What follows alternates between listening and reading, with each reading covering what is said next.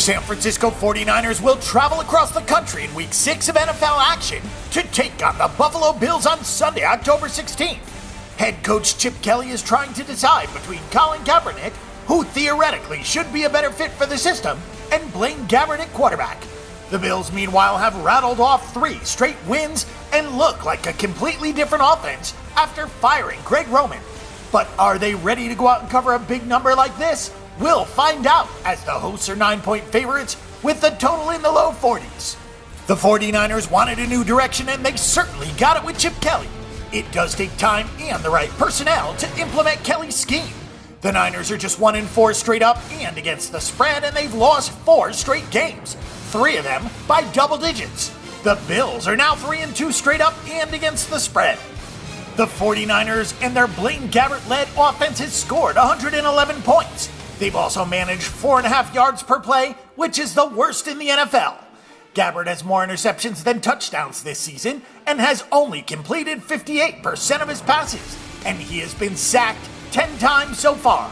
Carlos Hyde has been solid with 4 yards per carry, and Gabbert has scrambled for 4.4 yards per try.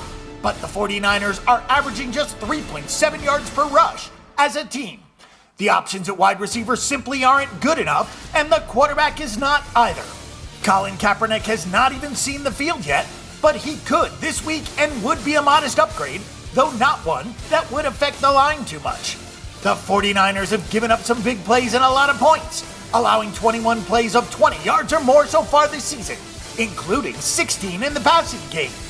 The 49ers have only 297 yards after the catch as a team, and they have allowed 441, so tackling has been a big issue for this secondary. Navarro Bowman's injury was the latest blow to the team. He didn't play last week, and he's still the team's leading tackler.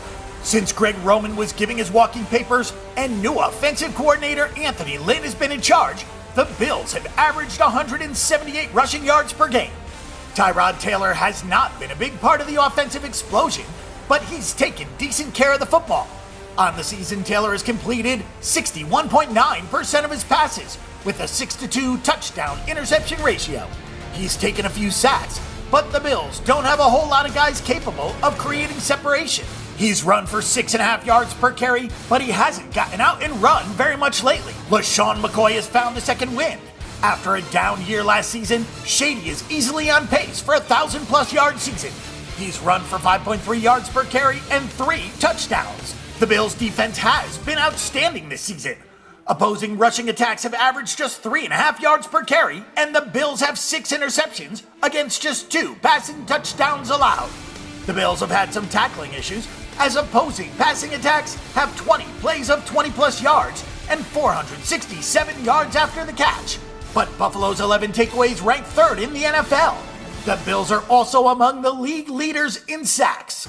The 49ers aren't really sure what to do right now, while the Bills are in a nice little groove with 3 wins, all by double digits.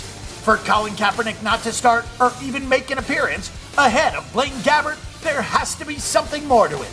Perhaps he's simply not a good fit with this offense for whatever reason. The Bills should bottle up the 49ers here, and San Francisco has had a lot of issues stopping the run. The 49ers just don't match up well in this spot.